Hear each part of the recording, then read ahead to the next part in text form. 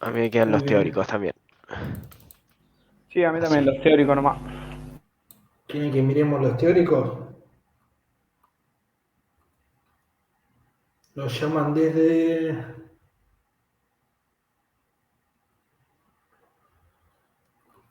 Bueno, 5. Vamos a mirar un poquito estos. ¿Qué patrones buscaron?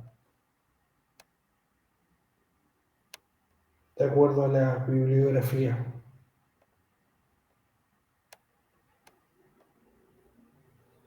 ¿Pusieron alguno? ¿Tenían idea de cuál iban a nombrar o cuál querían usar?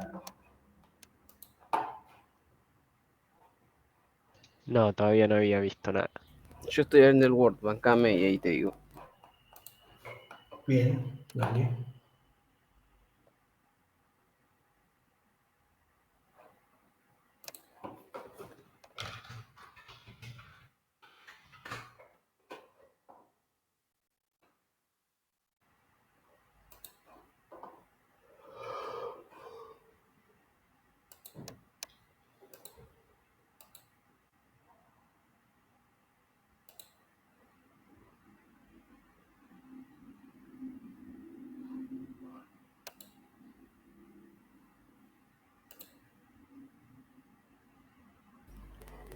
Yo no sabía dónde investigar y, no sé, puse una lista de patrones y elegí dos. Bien, ¿cuáles seleccionaste? El bridge y el mediator. Bien, el bridge es horrible.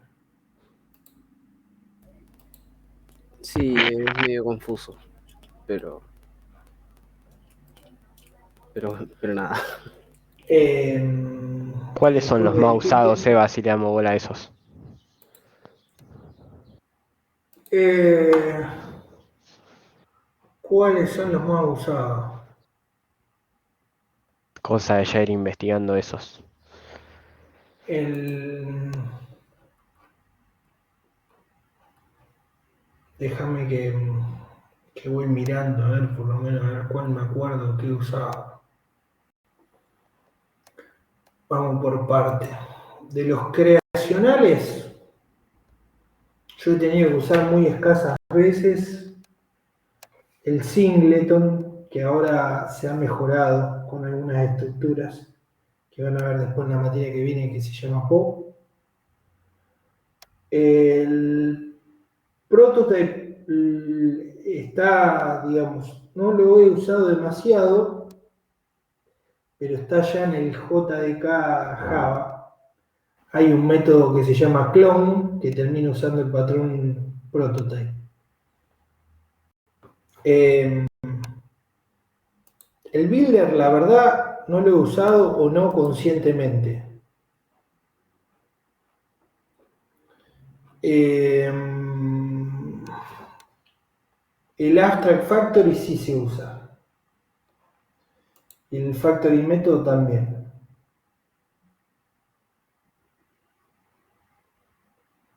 El Factory Method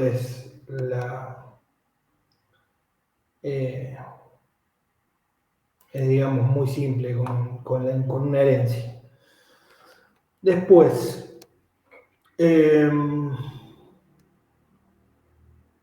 el composite lo he usado, pasé a los estructurales, ¿sí? Los estructurales he usado el composite, el adapter. El adapter siempre en alguna cosita, siempre se usa. Sobre todo cuando empiecen a trabajar usando Data Transfer Object, cuando tengan que hacer algún web service o algo de ese estilo, siempre alguna cosita van a tener que adaptar. Entonces el adapter les va a servir.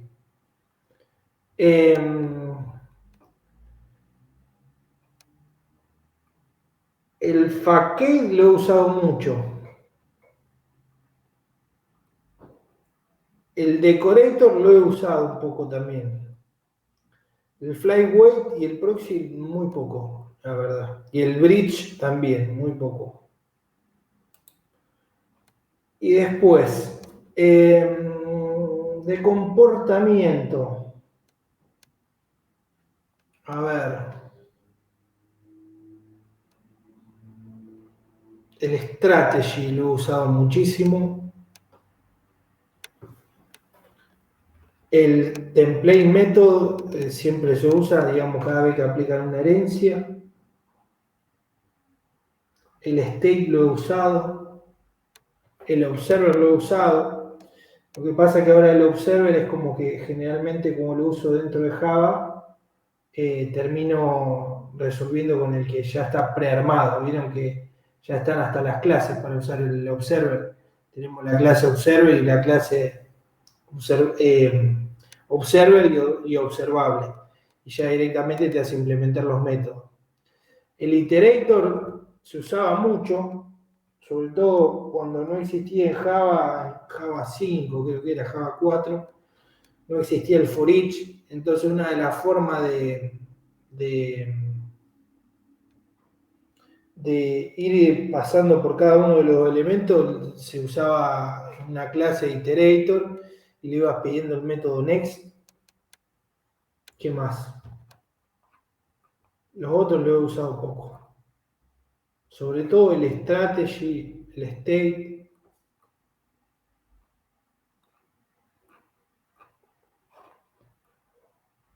Es muy amplio, son muchos.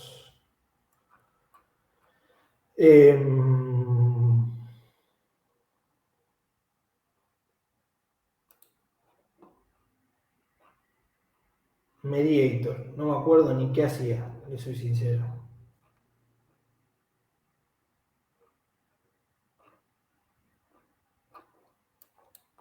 Qué sé yo. Bueno, es un poco mi experiencia, ¿no? No quiere decir, por algo existen. La realidad es que también ahora, qué sé yo.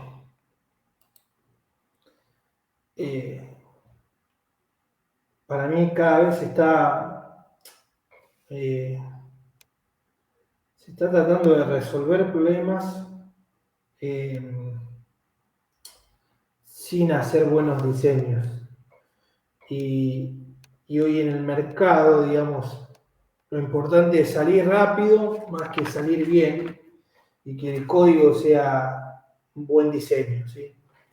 Y es más, cuando se requiere performance, en vez de analizarlo a nivel diseño, se utilizan herramientas de optimización que hay, que en muchos casos te hacen que haga una chanchada para que el código que hiciste funcione más rápido, más que buscar legibilidad y determinadas cuestiones.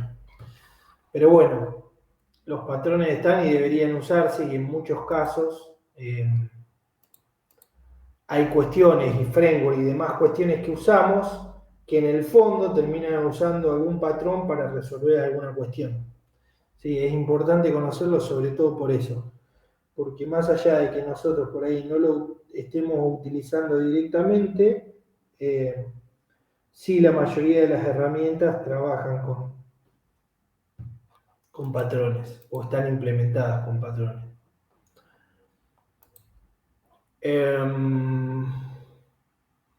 ¿Cuál elegiría? ¿Qué sé yo? Elijan así al azar, analícenlo, traten de hacerse un ejemplito a partir de un ejemplo. Eso les va a servir y les va a abrir un poco la cabeza.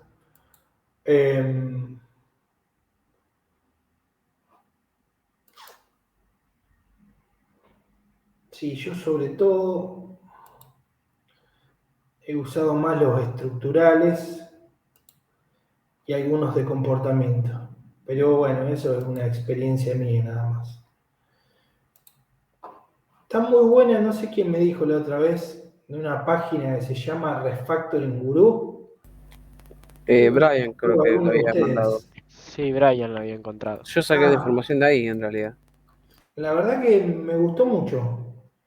El problema de los patrones generalmente es que la documentación está en inglés y es bastante técnica, y no está muy apuntada a tener digamos, a ser didáctico generalmente ese tipo de lecturas. Esta página me gustó porque está bastante clara, gráfica, tiene mucho laburo en sí y por ahí para iniciarse, está bueno que la usen. Siempre cuando le nombren documentación le van a nombrar esos 2 o 3 libros que son bastante antiguos, pero realmente están buenos, pero bueno, la lectura la verdad que se hace media densa, esa es la realidad.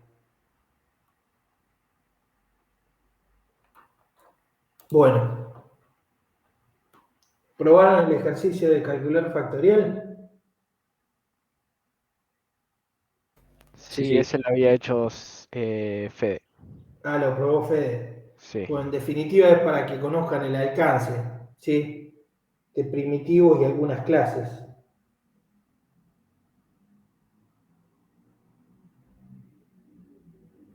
Es medio tedioso No, trabajar con el Big Integer. qué sé yo. ¿Sí? ¿Te parece tedioso?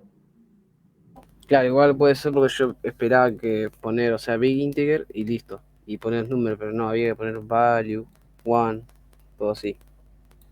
Claro. Sí, a ver, generalmente después cuando terminás laburando,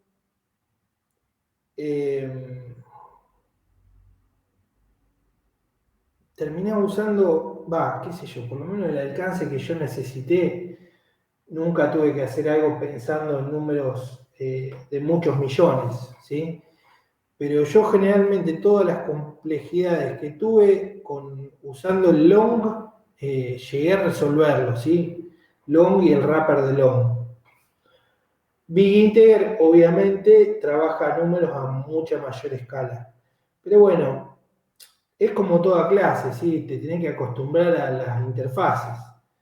Si nosotros le decíamos el año pasado, ni bien largábamos, que usen la clase vector, para ustedes era un problemón, ¿o no? Y bueno, hoy usan el vector, lo iteran, lo recorren como sin darse cuenta. Así que es como toda clase, te tenés que acostumbrar a conocer cuál es su comportamiento y después solamente mandarle mensajes, ¿sí?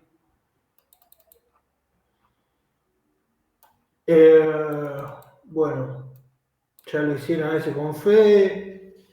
Ejercicio 7, Local Data, Java 8. Describa su uso, qué problema resuelve y cómo.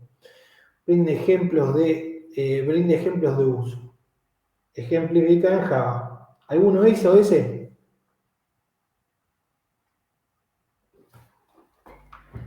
Yo lo hice. ¿Quiere mostrar? Bueno, Vale.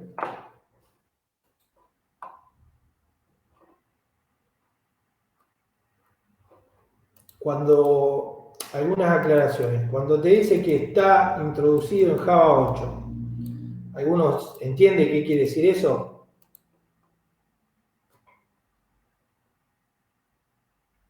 ¿No es la JDK? Exactamente. La JDK va pasando de versiones, ¿sí? Algo con la versión 1, hoy en día pasó de Java, digamos, de ser Java a Jakarta. Ya hoy en día la herramienta hasta se renombró y va por la versión cercana a la 17, ¿sí? Ahora en estos últimos años se hizo un cambio muy complejo del lenguaje, en donde de alguna manera, se lo descompuso y todo ese paquete gigante que teníamos en las primeras versiones de Java, ahora a partir de la versión Java creo que es 11, ¿sí? Se lo empezó a modularizar más, sobre todo porque tenía algunos problemas, no sé si eran problemas, era medio lento lo que era el desarrollo, sobre todo al tener que compilar grandes cantidades de paquetes que venían ya en el estándar de Java, hacía todo muy lento. Entonces de alguna manera, se le fue agregando tecnología para tratar de mantener a los programadores entretenidos y además para tratar de facilitar cada vez más la sintaxis. Es decir, antes teníamos que para hacer determinadas cuestiones escribir 3 líneas de código ahora qué sé yo, desde que metieron lambda, por ahí todo en una misma línea de código lo podemos hacer, solamente hay que interpretar distintas las sintaxis, ¿sí? En este caso, el agregado de local datetime, ¿sí? Lo que nos está diciendo es, en la JDK de Java, a partir de la versión 8 se incluyó esta clase, ¿sí? Hay clases que vienen de la primera versión, como si le dijera date, como si le dijera mat, ¿sí? Pero bueno, a medida que pasan los años, siempre se tratan de ir buscando recursos para que el lenguaje, ¿sí?, esté vivo, digamos, y de alguna manera vaya generando mejoras y a su vez tenga mejoras en la performance para de alguna manera tratar de mantener el clientelismo de los programadores, ¿sí? Si hay algo que tiene Java, más allá de que es un lenguaje que ya es viejo, es que se viene usando hace mucho. Como veía que la gente de Java veía que se veía quedando, ¿sí? Lo que definieron hacer es, bueno, de alguna manera descomponer los módulos e ir sacando versiones más, antes de una versión, qué sé yo, Java 6 a la Java 7, no sé, pasaban capaz de 2 años entre release y release. Ahora están sacando un release cada 6 meses, para que tengan una idea. Están todo el tiempo tratando de actualizarlo, ¿sí? Y es más, determinados cambios de la versión JDK 8 en adelante incompatibilizaron un montón de herramientas, como contenedores web y demás. Entonces, todos los contenedores web se tuvieron que adaptar, o realmente algunos quedaron prácticamente en desuso. Yo usaba mucho Glassfish, que era un contenedor web Java que se usaba mucho y era open source, pero claro, Java dejó esta versión de contenedor, con Java 9 ya dejaba de funcionar.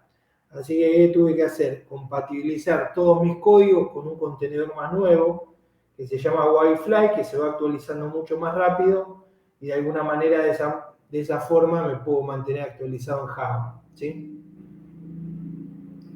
Bueno, ahí el compañero, ¿quién es el compañero? ¿Quién está mostrando? Augusto. Augusto. Augusto nos está mostrando un pequeño ejemplo que armó con Local Datetime. Si se fijan, armó un método estático string que lo que hace es suma años, ¿sí?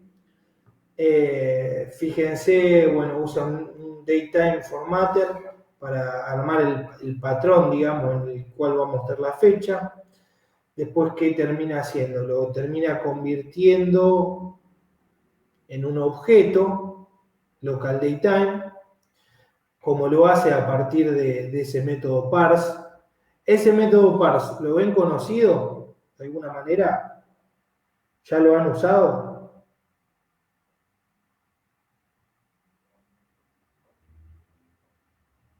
Vamos, no sean tímidos.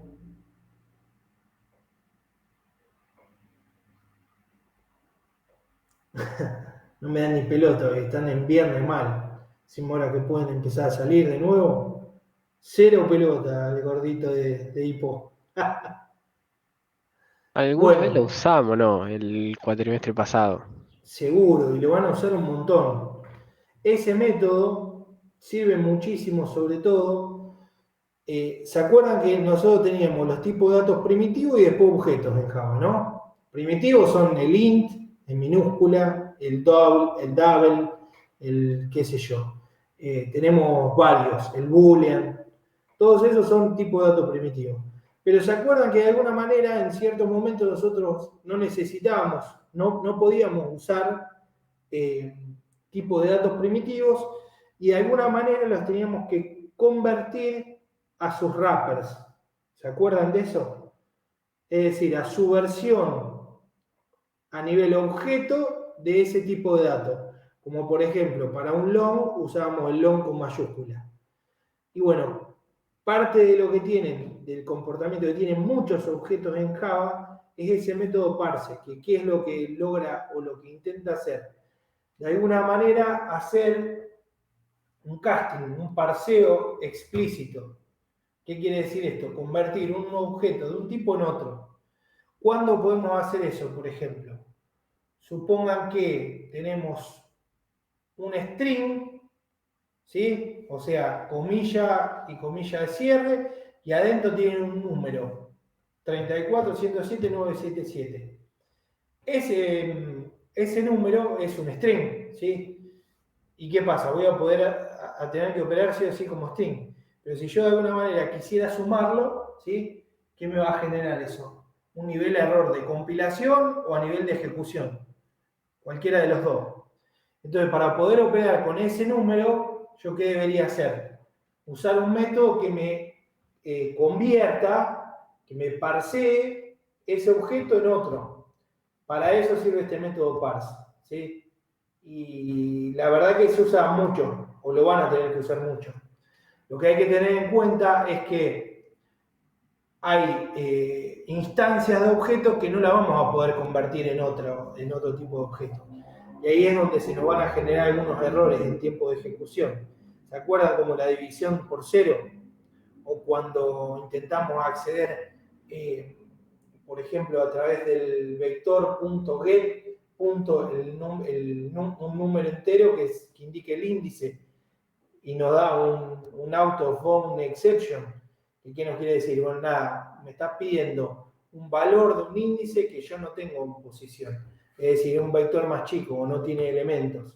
Bueno, en este caso, cuando parseen, es importante que ese parseo lo hagan a conciencia y capturando los tipos de excepción que se puedan generar, porque si no pueden tener un error en tiempo de ejecución que haga que se les rompa el sistema, ¿sí? Bueno, sigo y no me desvío más. Después hice una prueba acá usando un método que se llama plus years, que lo que hace es, recibiendo años, o sea, recibiendo un entero, se le suman cantidad de años a la fecha que tengas armada. ¿Sí? Y después, por otro lado, después se le da formato, ¿sí? y se retorna, digamos, en el método. ¿Se entiende lo que hizo en este caso Augusto? ¿Está claro? Generó un local datetime, armó un formateador para mostrarlo de determinada manera y a su vez después ese valor que lo carga como un string lo termina parseando al local datetime. A partir de eso opera y le manda un mensaje a ese local datetime y le dice, che, agregame esta cantidad de años. Y por último termina formateando para retornar un string con el formato y el cálculo aplicado. Bien. Buenísimo, Augusto. Muy bien.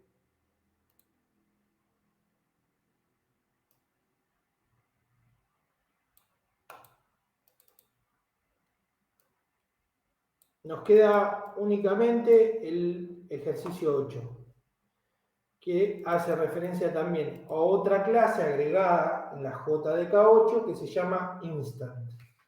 Vamos, alguien que no sea Augusto, ¿lo hizo?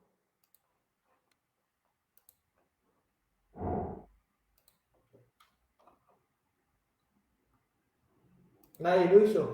Todavía no llegué, profe. Bien.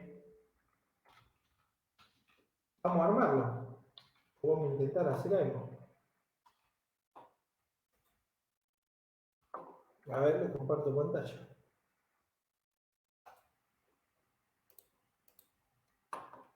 Yo la verdad que el Instant no lo usé nunca. Pero vamos a ver un poco cómo se instancia y qué es lo que deberíamos hacer. Bueno, fíjense acá que hay una línea, estoy trabajando en un proyecto. Vamos a generar una instancia de Instant.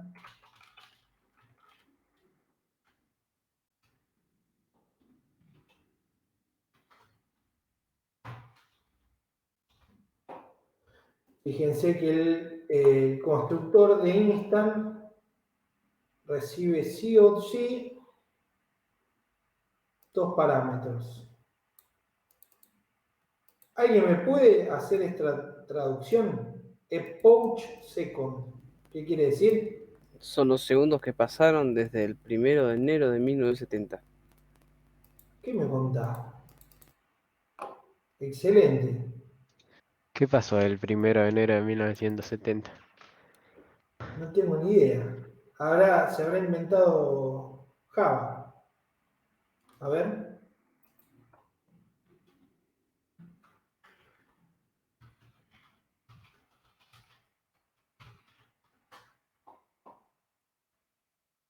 No, más nuevo, del 91.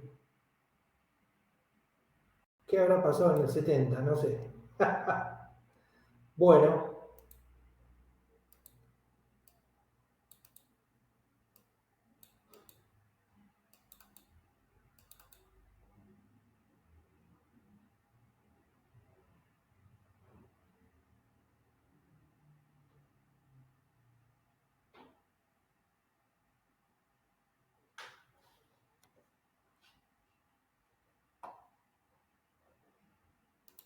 y esto se puede también usar como variable de clase. Acá está, profe.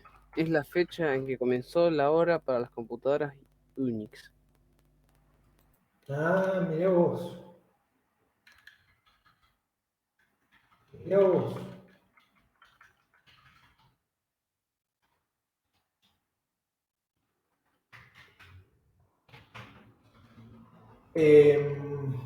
No encuentro sentido igual a qué le tengo que pasar a los parámetros.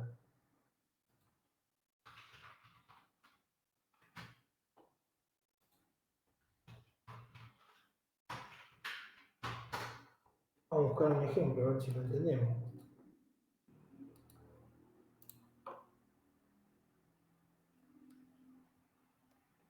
Yo por los ejemplos que vi usaban el instant para calcular el tiempo entre dos instantes.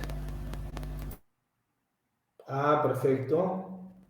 Acá en el ejemplo que puse, como que instancio un instant, le pongo instant now y me devuelve la fecha. Bien. Acá varios usan el.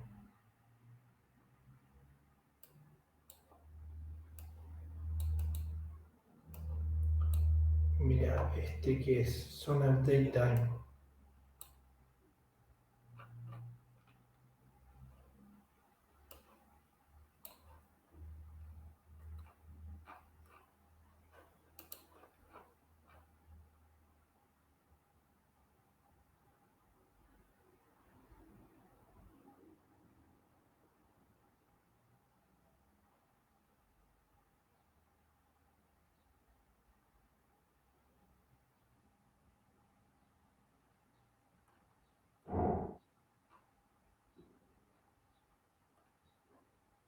Claro, se puede instanciar con el instant.now.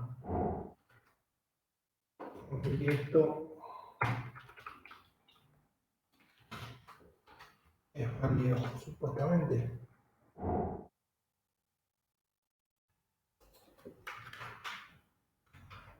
En realidad es así.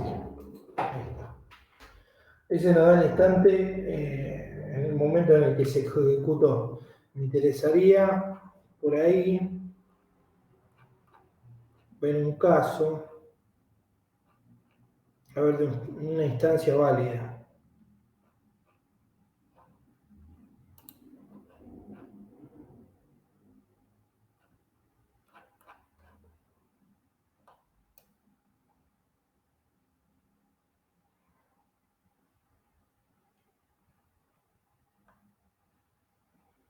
O sea, nos dice exactamente, a ver,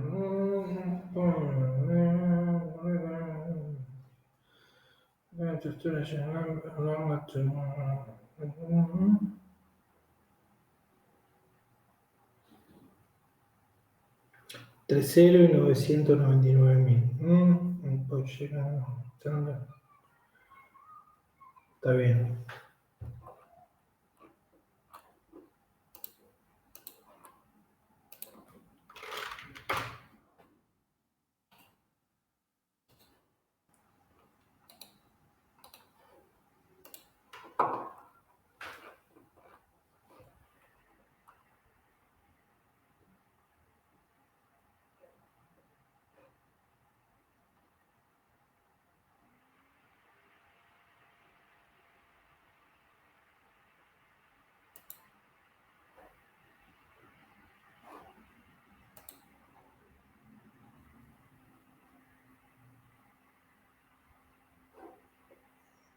he hecho otro ejemplo.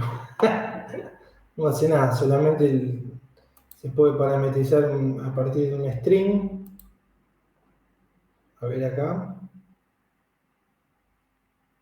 Que este nos genera en el momento. Nos dice el horario. Bien.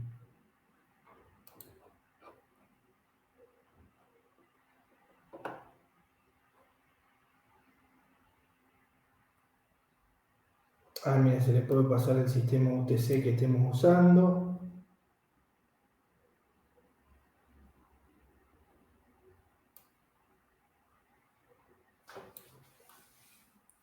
Un, dos, tres, cuatro, cinco. A ver, vamos a analizar en este caso. Hace una... Claro, ¿cuántos segundos pasaron si al now le pasamos esta cantidad de nanosegundos? Nos da este resultado.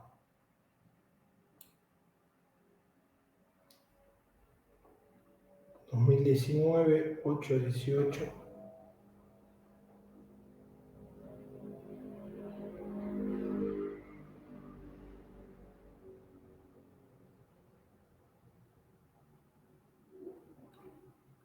Bueno.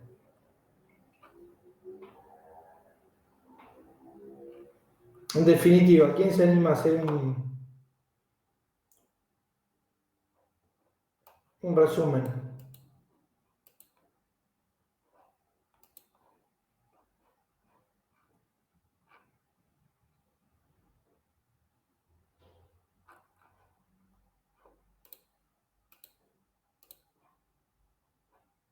¿Nadie? Ahí lo que pasé, profe, es un ejemplo, pero es el que ya probaste. Sí, sí, sí. Sí, ahí estuve viendo algunos más, no sé si los podían ver. Acá hay varios. En definitiva, es otra clase que les va a permitir operar con fechas en sí, ¿sí? Eso está medianamente claro.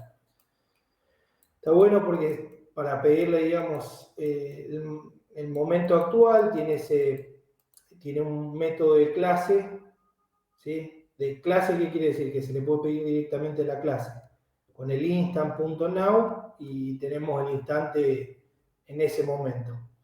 Después, si se fija, tiene algunos métodos para restar segundos a un determinado instante, para sumarle segundos, lo mismo para milisegundos, lo mismo para nanosegundos, lo mismo para minutos, horas, se puede parametrizar de varias maneras. La verdad que está bueno, me gustó.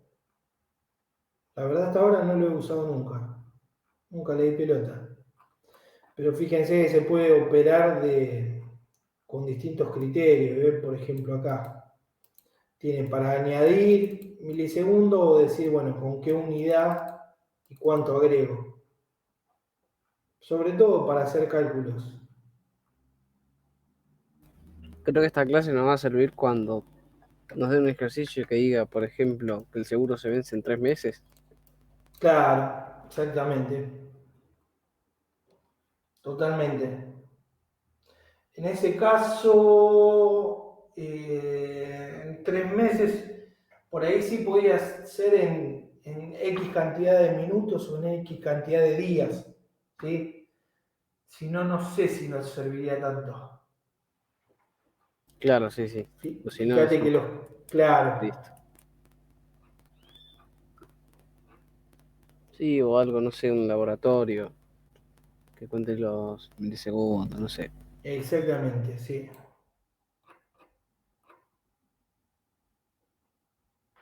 Fíjense qué fracaso el manejo de fecha en Java, que es tan engorroso que hay 70 clases. Si se fijan, yo las que más he usado es date, en algunos casos he tenido que usar calendar, Gregorian Calendar, En algunos casos he tenido que usar SQL porque hay cosas que no coinciden. SQL Timestamp. Bueno, hay 10 millones. Ahora está el Local Daytime, está el Instant. Bueno, eso porque se pensó para la mierda desde un principio, perdón, hablando mal y pronto, ¿no? Pero en Claro, realidad porque el hoy siguen cálculo con tan jodidos. fechas, claro, originalmente bastante feo. No quiere decir que no se podía hacer. Es complejo de operar. Se podría haber pensado de alguna manera mucho más simple. Por eso ahora están este tipo de clases que de alguna manera tratan de simplificar determinada operatoria. Bueno, no tiene más nada de la práctica 8. Hoy va a ser cortita la clase nomás. Bueno, chicos, aprovechen el fin de.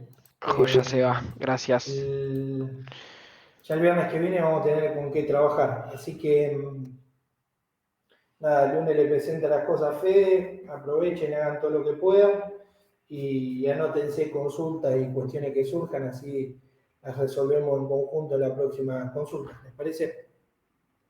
Dale, se va. Bueno, Bueno, chicos, Seba, muchas gracias gracias. por el Listo, tiempo. profe. Buen Nos fin de. vemos. Gracias a vos. Igualmente. Igual.